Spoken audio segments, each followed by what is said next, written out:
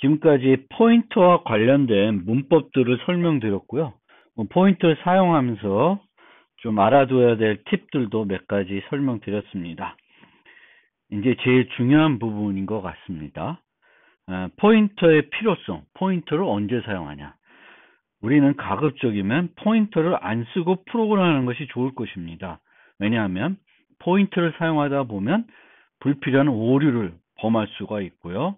프로그램의 복잡성을 증가시킬 수 있습니다. 따라서 꼭 필요한 경우에만 포인터를 쓰는 것이 필요합니다.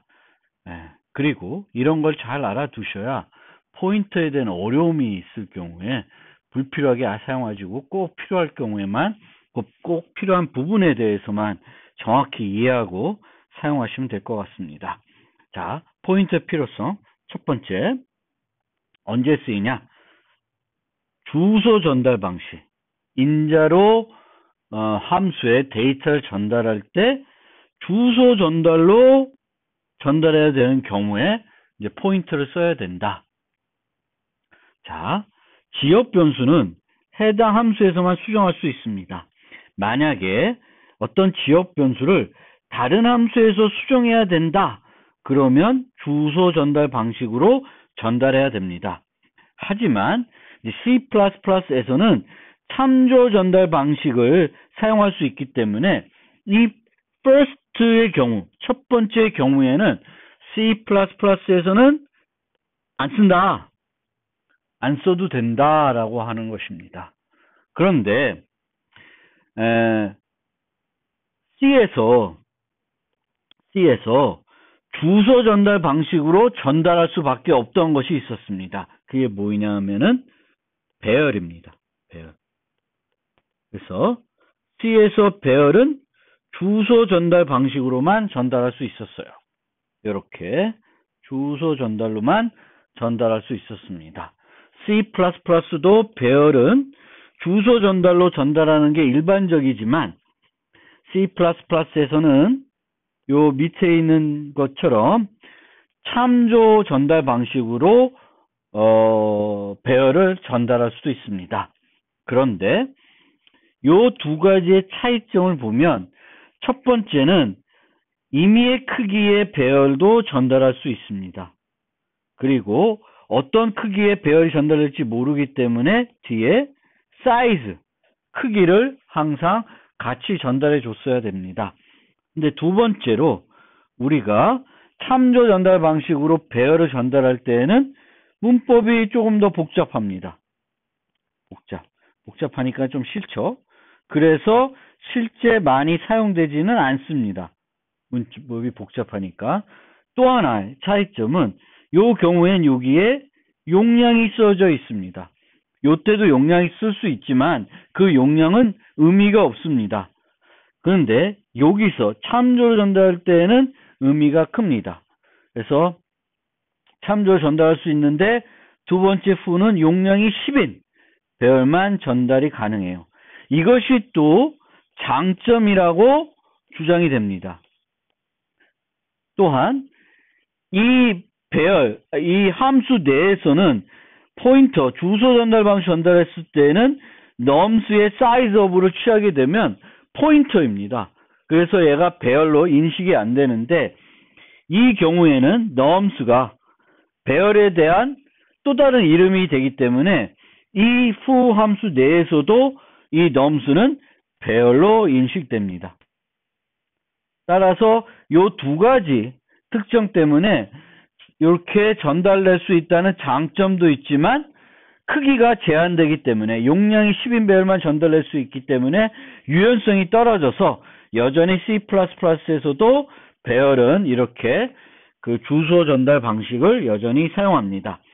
이것을 제외하고는 대부분 주소 전달 방식으로 전달해야 되는 경우에 C++에서는 주소 방식을 전달하지 않는다.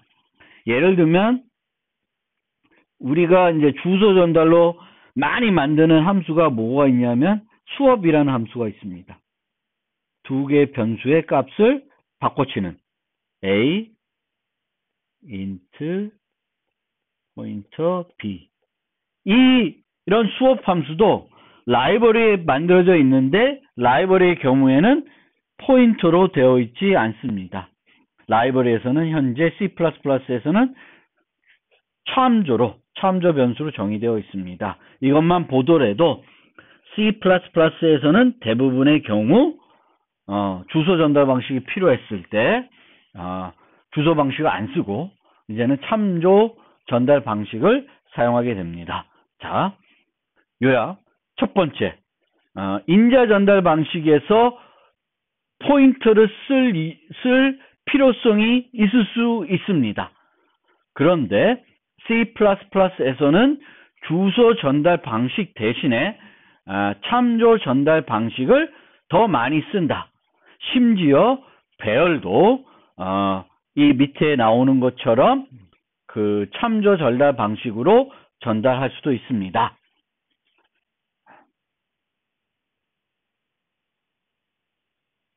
그거에 대한 요약입니다. 다시 한번 그 요약되어 있으니까 제가 요약을 했는데 다시 한번 하면 인자 전달은 값 전달이 기본이다. 그래서 가능하면 값 전달 방식으로만 프로그램을 해야 된다. 문제. 배열은 값 전달 방식으로 전달할 수 없고요. 구조체 변수나 객체도 복합 타입으로 값 전달 과정에서 비용이 원시 타입에 비해 많이 발생을 합니다.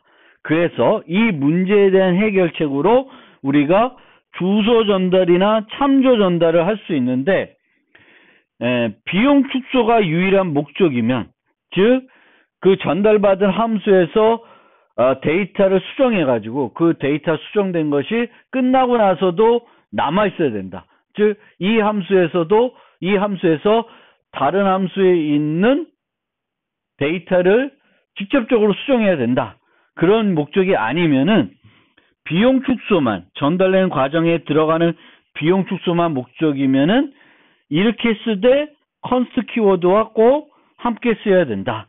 그것이 포인터를 이용해 전달하든 참조를 이용해 전달하든 컨스트를 꽉 써야 된다. 이때 또 어떤 팁을 또 드리냐 하면 참조는 항상 컨스트를 함께 사용한다. 이거는 또 정말 좋은 팁은 아니고요. 어쨌든 이렇게 됩니다. 그리고 이 주소 전달을 했을 때 가급적이면 C++에서는 어떻게 한다? 참조 전달을 한다. 이렇게 이해하시면 되겠습니다. 두 번째 필요성. 이 필요성은 포인터를 절대 버릴 수 없는 필요성이 되겠습니다. 그래서 포인터의 필요성의 가장 핵심적인 것 중에 하나가 요거다. 그러면 뭐냐? 두 번째 필요성은 동적 할당입니다. 동적 할당은 필요할 때 그때 확보해서 사용하는 겁니다. 그리고 동적 할당이란 메커니즘은 그 확보된 공간에 대한 시작 주소를 반환해 줍니다. 그럼 시작 주소를 반환해 주니까 그걸 어디다 유지해야 돼요? 포인터에 유지해야 됩니다. 그래서 동적 할당을 사용하는데 포인터를 사용하지 않고는 가능하지 않습니다. 그래서 동적 할당이 필요할 때는 포인터를 사용할 수밖에 없다. 그러면 동적 할당은 언제 필요하냐? 필요한 크기가 가변적이면서 그 차이가 클 때 사용됩니다. 예를 들면 뒤에 또 나올 수도 모르겠는데 여기서 미리 설명드리면 학생 성적을 처리한다.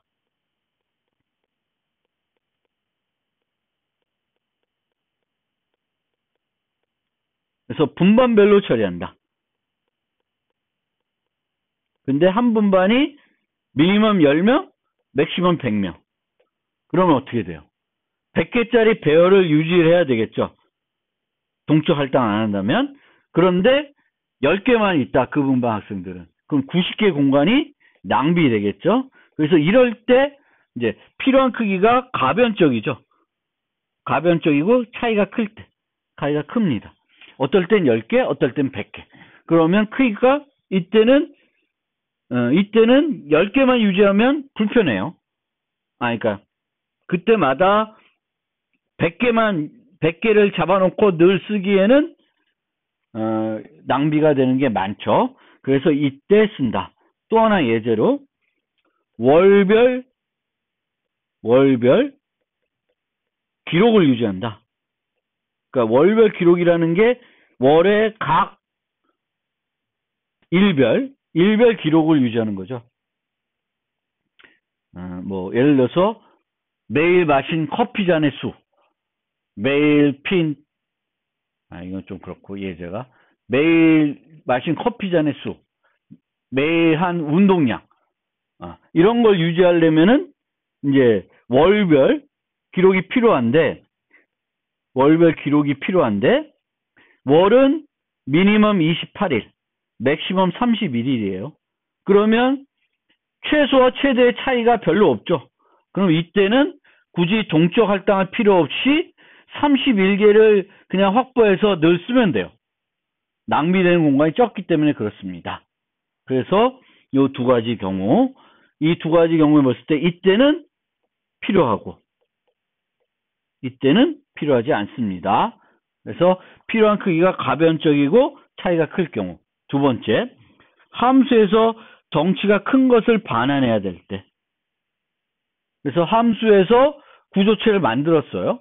근데 이 구조체는 이제 그 함수 스택 공간에 만들어졌어요. 그런데 이거를 반환해야 돼, 결과로. 그러면 우리가 그냥 값 반환 형태로 반환하게 되면 비용이 많이 듭니다. 우리가 인자를 전달할 때도 구조체를 전달하면 비용이 많이 드니까 참조 변수를 쓴다라고 되어 있는데 이때는 참조로 전달할 수도 없고 주소를 전달할 수도 없어요. 왜냐하면은 스택 메모리에 만들어진 거는 그 함수가 종료되면 사라집니다. 따라서 이때는 이런 거를 효과적으로 반환하려면 동적으로 할당해야 되겠죠. 근데 이 경우도 참 문제가 돼요. 반납의 주체가 모호해지기 때문에 그렇습니다. 어쨌든 그 경우에도 하고요. 세 번째로 동적 자료 구조를 만들 때가 있습니다. 나중에 또 소개되겠지만 이제 2학기 때 자료 구조 배우면 많이 나오는데 연결 구조라는 게 있습니다. 그래서 이 연결 구조의 경우에는 이제 동적 할당을 쓸 수밖에 없습니다. 그리고 내부적으로 이제 벡터 같은 걸 만들 때도 동적 자료 구조이기 때문에 연결 구조를 그러니까 동적 할당을 사용할 수밖에 없습니다. 그래서 이럴 경우에만 우리가 동적 할당을 쓰고 이렇게 동적 할당을 해서 사용할 때는 포인터를 안 쓰고는 처리하기 힘들다. 그리고 이 동적 할당할 때 경우에는 다 사용한 후에는 프로그래머가 직접 반납해야 돼요. 그래서 이 직접 반납하는 게 이제 싫으면은 C++11부터는 스마트 포인터라는 것을 사용할 수도 있습니다.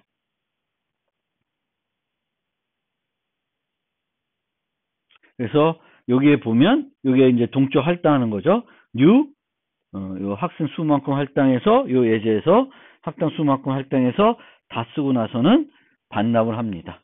반납을 하는데 실제 나중에 또 설명드리겠지만 요 경우에는 이제 내가 동적 할당해서 쓰는데 내가 동적 할당해서 쓸 필요는 없습니다. 동적 할당해주는 라이브러리를 쓰면 됩니다. 그래서 이런 벡터를 쓰는 게 됩니다. 그러니까 이렇게 벡터를 쓰게 되면 나는 포인터를 안 써도 돼요. 내부적으로 라이브러리를 쓰는데 나는 안 쓰는 겁니다. 그래서 동적 할당할 때는 그 포인터가 필요하지만 동적 할당을 내가 직접 할 필요는 없다. 내가 직접 할 필요는 없다라는 게 또 한 가지의 팁입니다. 그래서 그거를 나중에 또 정리를 해보겠습니다. 그러면 포인터의 필요성을 얘기하고 있는데 그 포인터의 필요성을 두 가지 얘기했는데 갑자기 동적 할당이 나오니까 동적 할당에 대해서 C++에서는 어떻게 하는지 좀 설명을 드리겠습니다. 조금 새길로 빠져서 자, C에서는 말록이라는 걸 썼죠. 근데 이 말록은 되게 좀 쓰기 불편합니다. 공간을 내가 실제 계산해서 크기를 줘야 돼요. 그래서 정수 하나, 이거는 정수 5개. 배열을 만들 때 이렇게 하겠죠. 그런데 이제는 new라는 연산을 씁니다. C++에서는. 그리고 내가 공간의 크기를 직접 계산하는 게 아니라 이런 식으로 내가 할당하려는 타입을 주게 됩니다. 정수 하나다. 아니면 정수 5개 배열이다. 그러면 실제 크기는 누가 계산해요? 컴파일러와 시스템에서 대신 계산해 줍니다. 그러니까 C에서는 크기를 내가 직접 계산했는데 C++에서는 크기를 직접 계산하지 않고 내가 타입을 줘서 그 크기는 시스템에서 계산하게 한다. 그럼 좀 더 쓰는 게 편하겠죠. 그렇게 되고요. 이제 C++에서는 이제 말로를 하면 free를 해줘야 되는데 C++에서는 new를 하면 delete를 해주면 됩니다. 그런데 요 delete 할 때 배열을 이용해서 타입을 명시했으면 동적 배열을 생성했으면 그냥 delete 하면 안 되고 delete 요걸 써야 된다.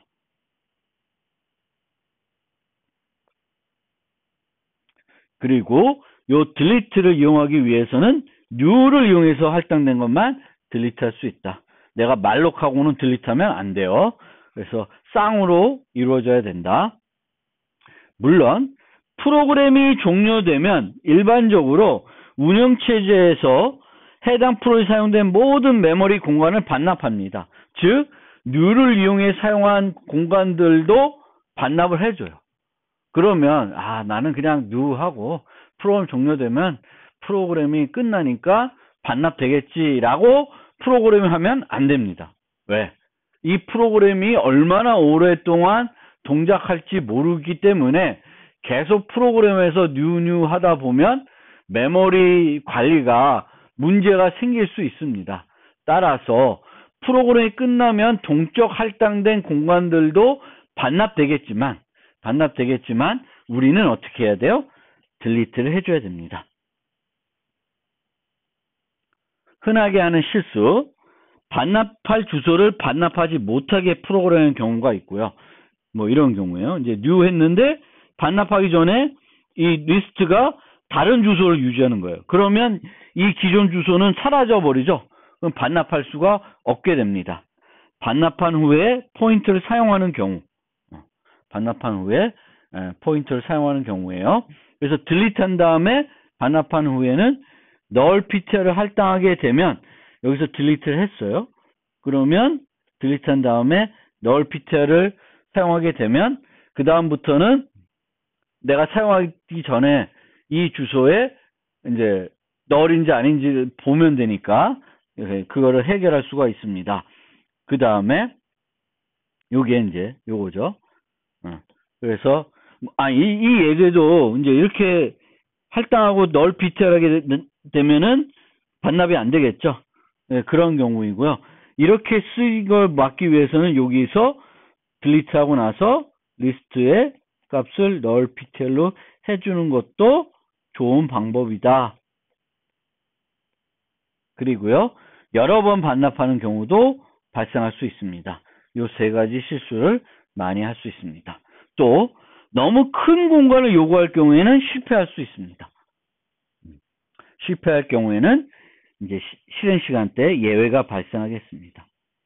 그래서 예외 대신에 요 사용하면은 null ptr를 반납하게 할 수도 있는데 요것도 시스템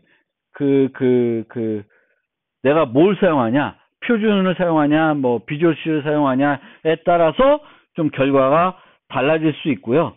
이 너무 큰 공간의 크기는 또 시스템마다 차이가 있을 수 있으니까 그 점을 우리가 좀 생각을 해야 되겠습니다.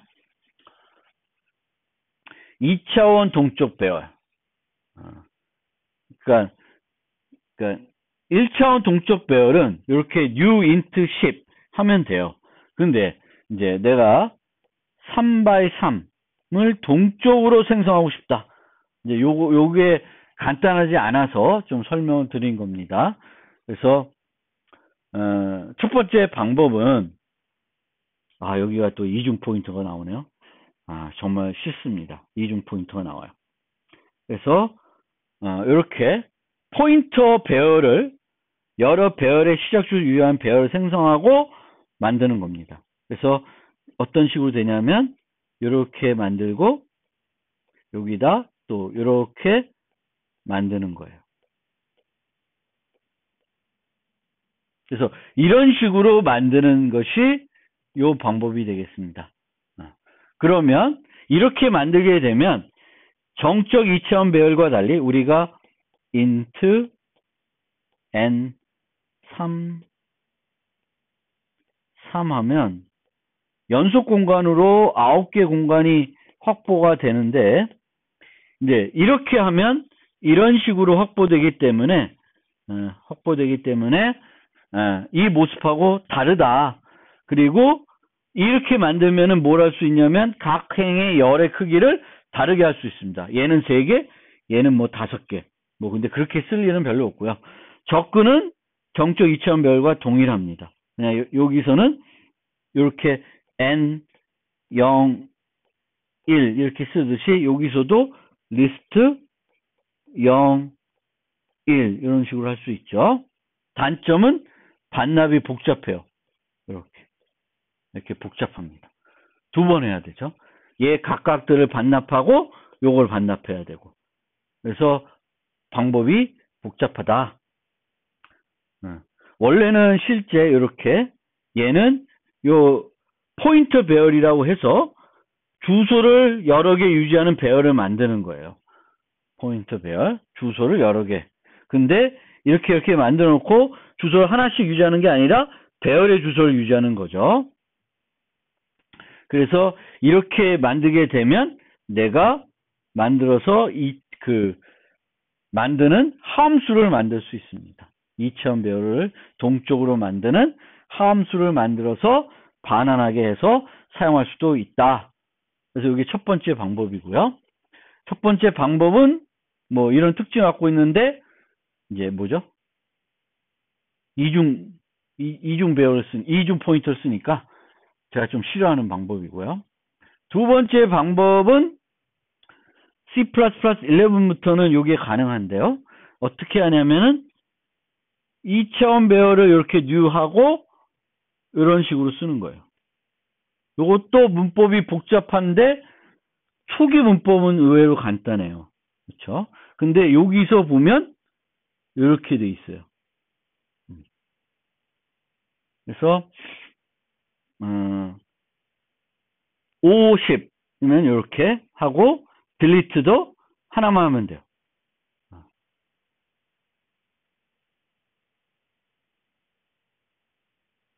그러면 이제 이렇게 배열을 만들 수는 있는데 배열을 이런 식으로 아까 같이 2차원 동쪽 배열을 만드는 걸 이런 식으로 할 수 있는데 문제는 얘가 아까와 같이 여기는 R과 C를 두 개 다 받아서 임의의 크기의 R과 C에 대해서 만들어 주긴 했는데 얘는 그게 안 돼요. 고정이 돼요. 이제 열은 고정이 됩니다. 그래서 그런 문제가 있습니다.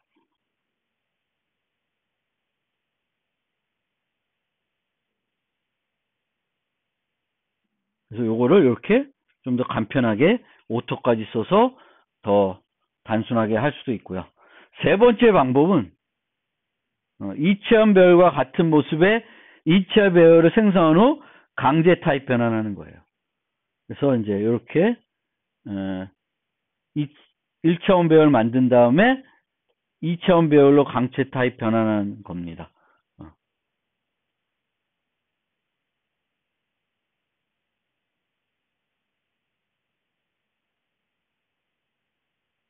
물론 이런 방법도 있어요. 근데 요 방법은 요게 방법 4라고 보시면 요 방법은 그런데 요렇게 쓰면은 이제 이중세기는 못 써요. 3 이런 걸 못 쓰는 거예요. 이게 안 돼요. 네 번째는. 근데 얘는 그게 되죠. 되는 형태가 되고요. 그래서 이렇게 이제 네 가지 방법으로 2차원 동적 배열을 만드는 방법도 한번 설명드렸습니다. 되게 복잡하죠. 복잡하기 때문에 실제 C++에서는 이렇게 안 써요. 이렇게 안 쓰고 1차원 배열도 동적 배열을 안 쓰고 다 늘 뭘 써요? 벡터를 쓴다. 2차원 배열도 벡터에 벡터를 써요.